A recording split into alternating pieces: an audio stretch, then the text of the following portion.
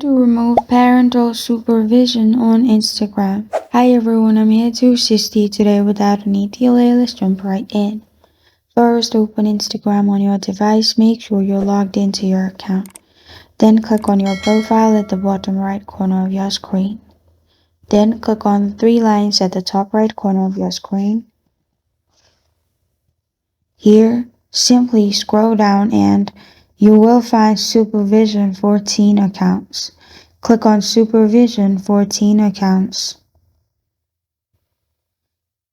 Here, if any account supervises you, you will find it here.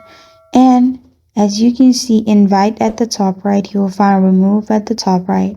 You can simply click on Remove at the top right and they will be removed and they won't be able to supervise your account. This is how to remove parental supervision on Instagram. Thank you for joining me today. If this video helps you out, please leave a like and subscribe for more. Got a question or want to suggest a topic, comment below. Thank you for watching.